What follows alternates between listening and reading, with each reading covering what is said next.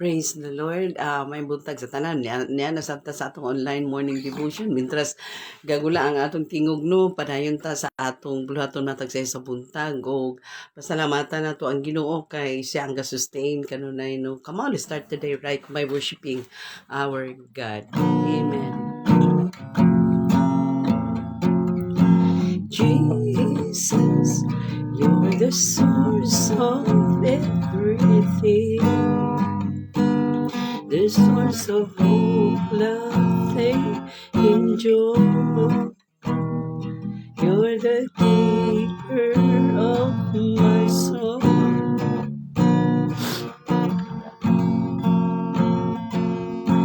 Jesus, you're everything I need.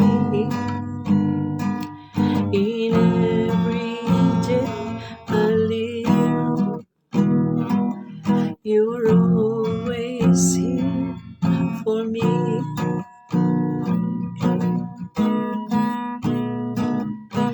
Lord, how can I be you if there is nothing I can do?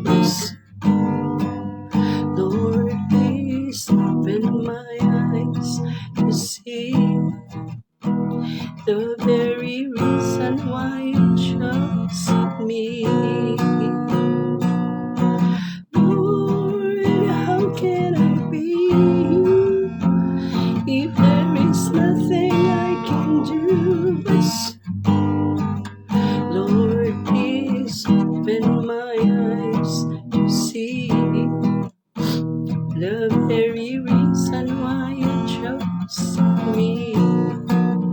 Hallelujah, Jesus, glory to your name, Lord. For you are worthy, O God, worthy. Hallelujah. Thank you kay Lord sa imo. Ukaw ka na mama, nining sa kabutang, Lord, nga gipabuka pa nimo ang among mga mata, o gi-enable mi nimo nga mubangon, Lord. Thank you kayo.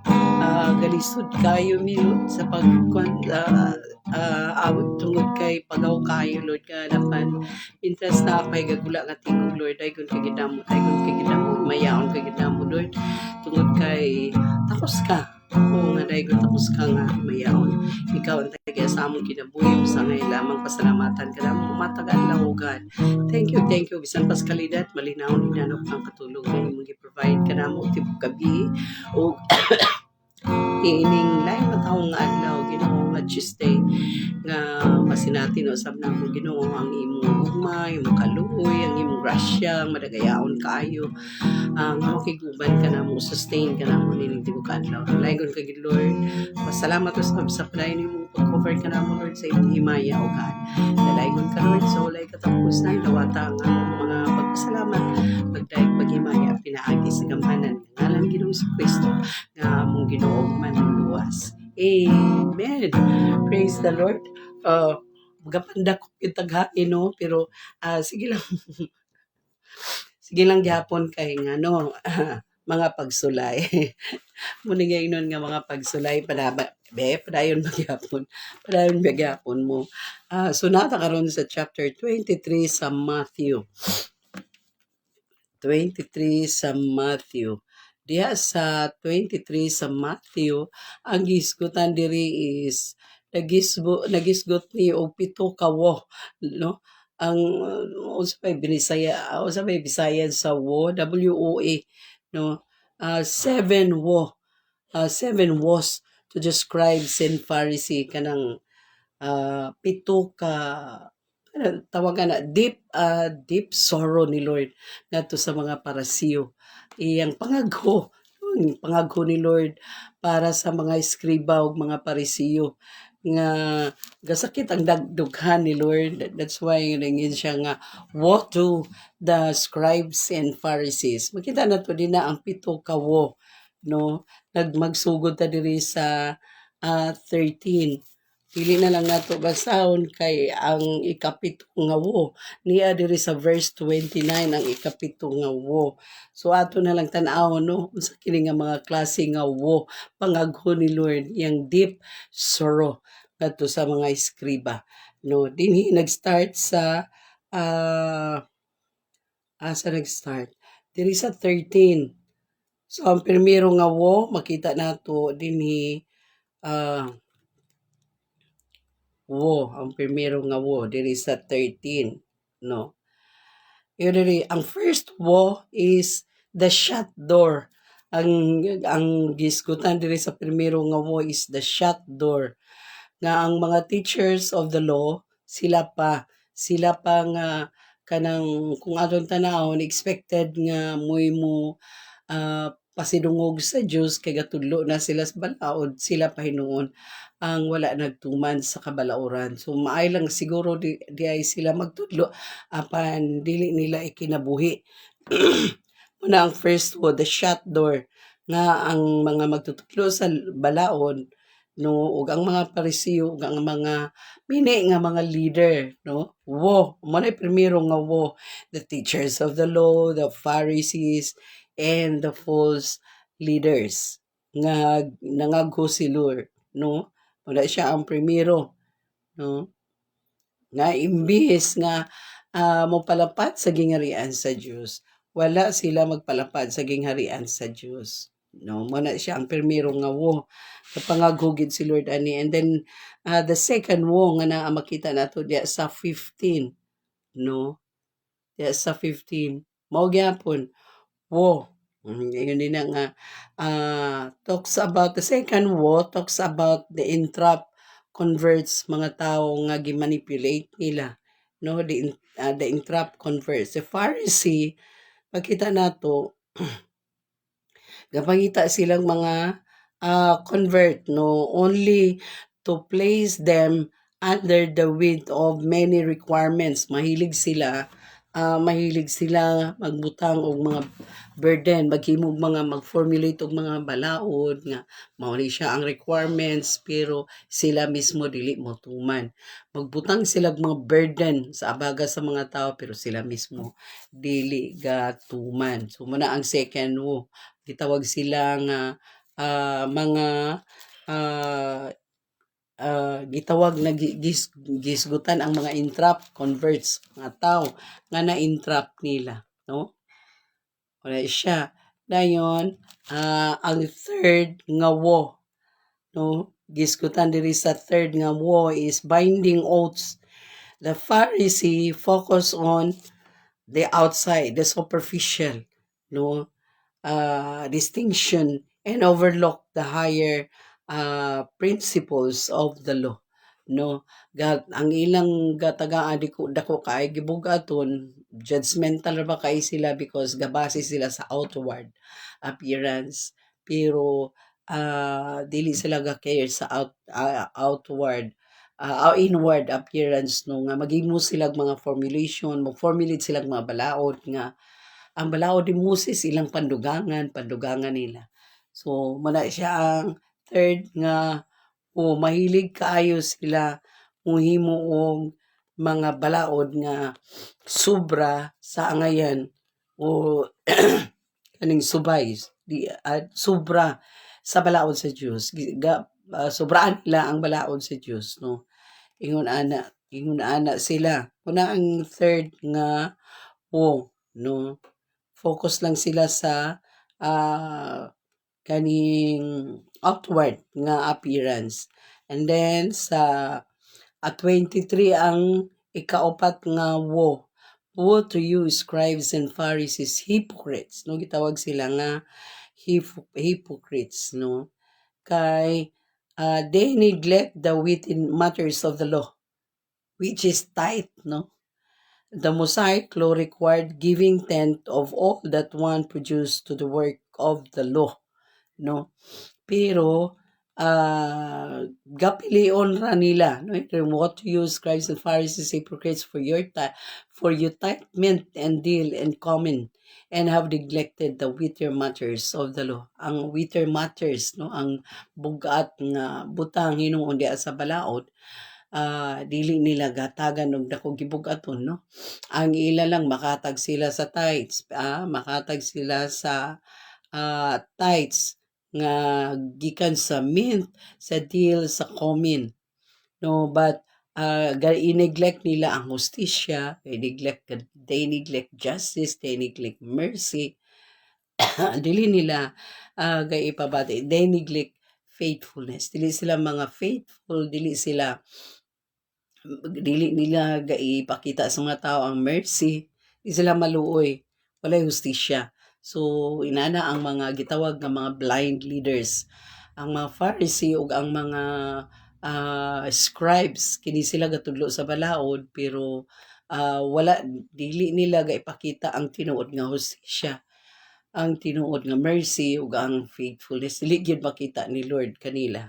So mga gitawag sila nga mga munang ikaupat nga no, pangagho ni Lord ngadto sa mga scribes and Pharisees. So dinhi dayon ang ikapila na tangawo, di murag na apay 5, 6, 7 apa. Ang ikalima na sa 25 verse 25.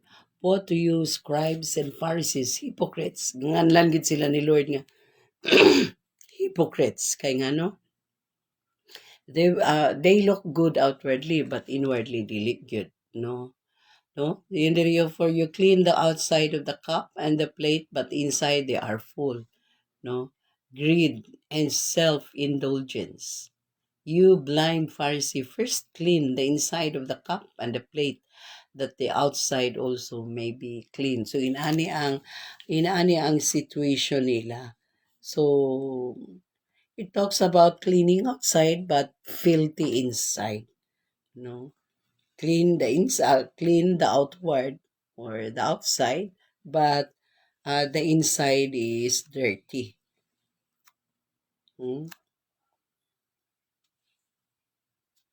Kutang diri nga the Pharisee were blind to the corrupt internal condition of the hearts. Wala gyud. Manang giskutan nato atong Monday nga form of godliness but denying the truth. Munang gakahitabo karong mga panahon no nga sa form outwardly, formada kaayo sa gapas, apan dili gyud makita ang kamatuoran, no? So inaani ang mga eskriba ug ang mga Pariseo, nani sila. That's why ingon si Ginoong Hesus, woe unto you, scribes and Pharisees, blind hypocrites, no?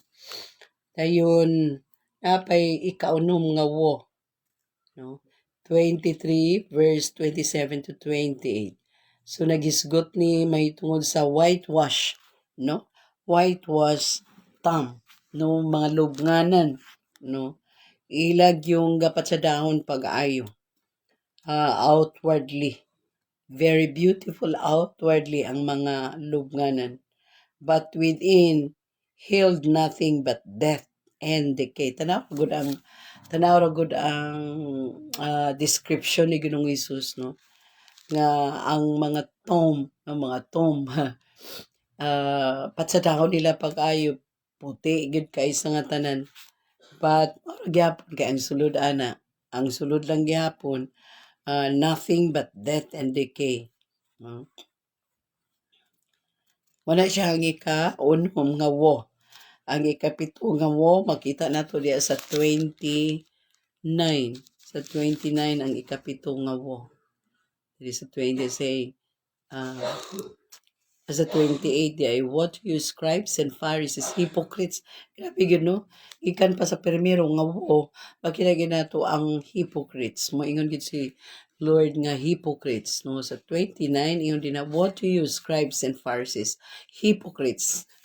And for you build the tombs of the prophets and decorate ang mga propeta nga kaniadto, sila ni Joshua, sila ni Moses, no, ang mga lubnganan nila dapat sa dahon kaayo nila, no, and decorate the monuments of the righteous katong nangamatay nga mga heroes of faith. Ilang gadekoritan ang ilang mga lubnganan, no, saying, if we had lived in the days of our fathers, we would not have taken part with them in shedding the blood of the prophets, no? Sila nga, kung unta buhi pa ta, dili gid sila mainana. So, grabe, no? Uh, Mao na siya ang ikapito nga ah, ikapito nga nga gi-mention ni Ginoong Hesus, no. It talks about descendants of murderers of the prophets. Mga descendants ba sila sa mga murderers sa mga propeta ni Lord sa una pa nga mga panahon. So they were called descendants of murderers. Ang mga scribes and Pharisees. Grabe, no? In plotting against Jesus, no? The religious leaders follow their ancestors. Mga ancestors sila nga nagplot nga patyon si Ginoong Hesus, no? So mga kuan sila, mga descendants sila who persecuted and murdered God's prophets. So sila ang mga descendants sila sa mga na-persecute ug sa nagpatay sa mga propeta sa Ginoo sa una pang mga kapanahonan. Kabalutag gid sa mga propeta sa unang mga kapanahonan nga gipangpatay niya ang nagpatay, mga gitawag nga mga eskriba nga nagtudlo sa pulong, nagtudlo sa balao na mga Phariseo, no, mga leaders, no, gipangtawag nga mga leaders, no, sa nasod sa Israel. Pero wala nahimaya ang Dios, wala gyud nalipay ang Ginoo sa ila kay they were called blind.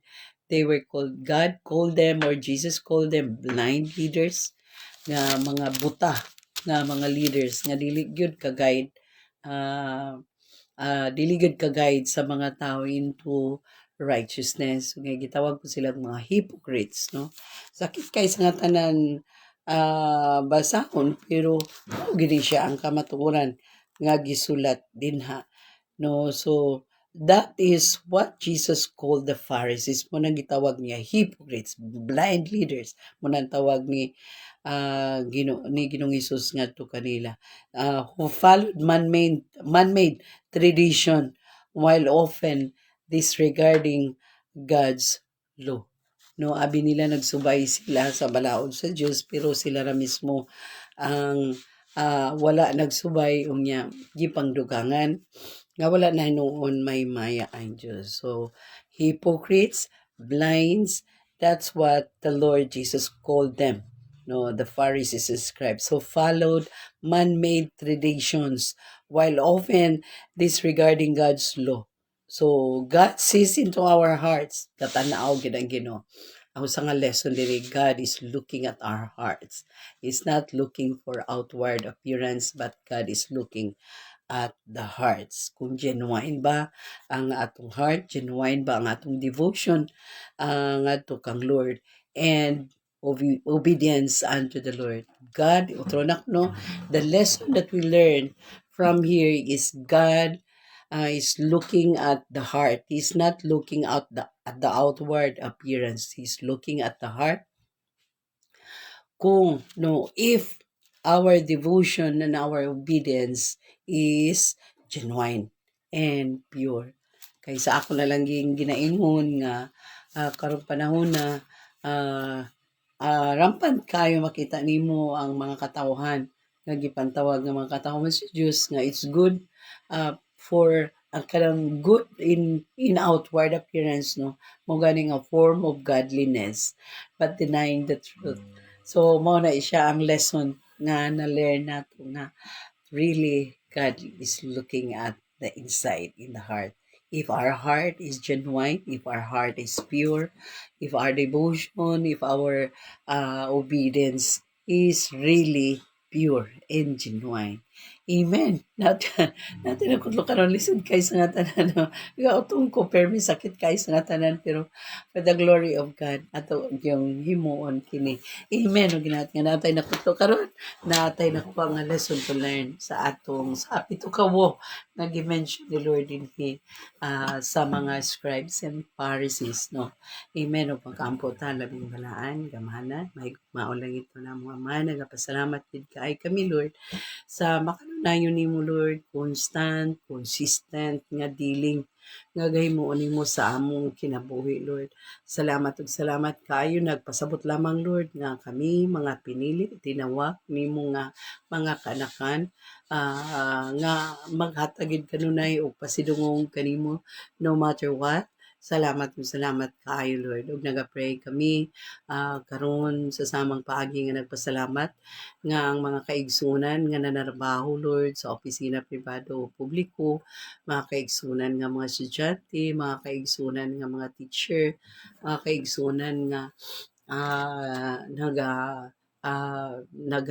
nagtrabaho diya sa online, nagtrabaho Lord, nagdumala sa mga business nga imong gitagaan og short Ginoo nga rest Ginoo for how many days from Friday, Saturday, Sunday, and Monday, Lord. Kung dunay uban nga manarbaho karon mga eskwela, at least Lord medyo taas-taas ang pahulay Ginoo nga nabatunan o God. Sa thank you kaayo sa mga kaigsunan karon nga naay klase naay trabaho, ikaw pa dahil mag-provide kanila kusog katapos.